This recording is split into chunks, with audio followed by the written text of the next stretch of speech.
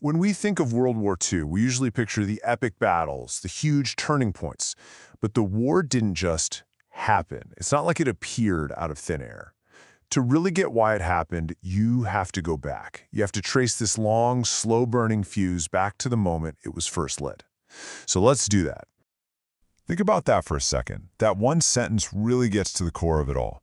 The seeds for the deadliest conflict in human history? They weren't planted on a battlefield.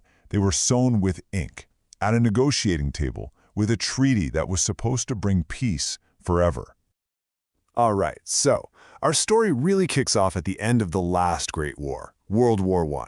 The whole world was reeling, and everyone just wanted to make sure nothing, and I mean nothing like that could ever happen again. But in trying to prevent the last war from repeating, they might have accidentally laid the perfect groundwork for the next one. And that brings us to the Treaty of Versailles. Now you got to understand the thinking here. This wasn't designed to just end the war. It was designed to break Germany, to make it completely incapable of ever starting another fight. But by punishing the nation so hard, it ended up punishing the people. And that created this deep, deep well of anger that was just waiting to boil over. And when you look at the terms, you can really see how brutal it was. I mean, Germany's army was basically reduced to nothing. They lost huge chunks of valuable, resource-rich land. And then, on top of all that, they were slapped with a debt so massive there was just no way they could ever pay it back. Each one of these was a huge blow, not just to the country's economy, but to its pride. And here's the thing to remember. This wasn't just some abstract political problem. This was real life for millions of people. It meant your money was worthless one day to the next. It meant you couldn't find a job, you couldn't feed your family. For so many ordinary Germans, it felt like their whole future had been ripped away from them. So what happens when an entire country feels hopeless and humiliated? Well, it creates a vacuum, and that vacuum becomes the perfect breeding ground for someone, anyone, who promises to bring back that lost pride, and more importantly, gives them someone to blame. And this is where you can see the pressure just building and building. You have the treaty, which is this long-term simmering resentment, and then bam, the Great Depression hits in 1929, and it shatters everything, making the existing government look totally powerless. It was this perfect storm of anger and economic chaos that gave Adolf Hitler his chance. You know, Hitler's first real weapon wasn't tanks or planes, it was his words. He had this simple, incredibly powerful message. He didn't tell the German people they had lost. No. He told them they'd been stabbed in the back. He took all their anger and told them, "You're right to be angry. It's not your fault." And here's the really insidious part. To make that message stick, he gave that betrayal a face. He gathered up all that national frustration and fear and aimed it like a fire hose at specific scapegoats. By creating these common enemies, he managed to unite a broken and desperate country.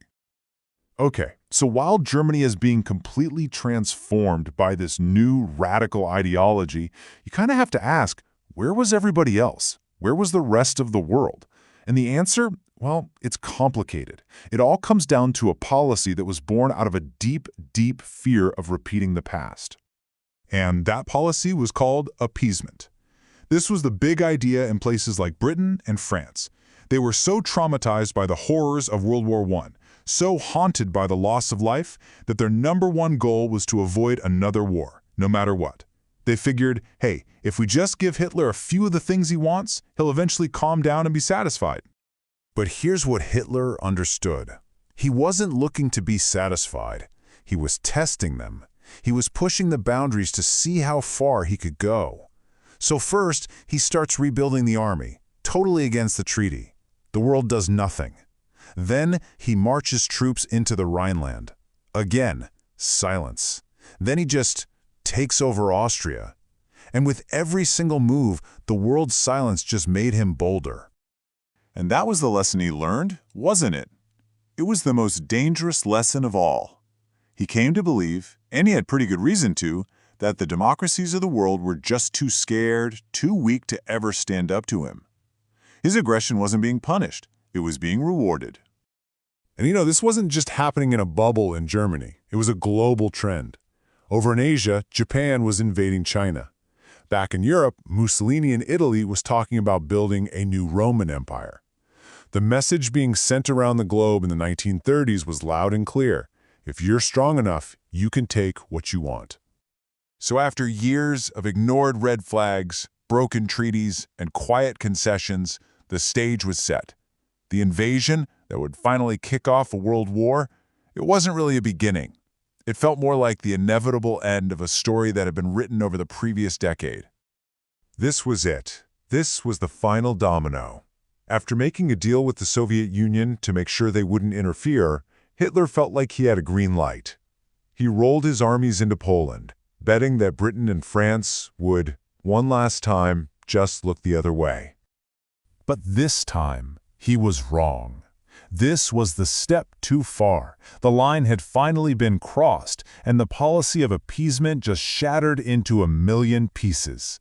Britain and France honored their promise to Poland, they declared war on Germany, and the global conflict everyone had tried so desperately to avoid had finally begun.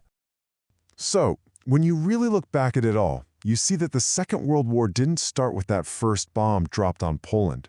It started with the ink on a piece of paper. It grew in the soil of economic misery, and it was allowed to get out of control by a world that was just terrified of another fight. And it makes you think, doesn't it? The biggest question about history isn't always why something happened, but why no one stopped it.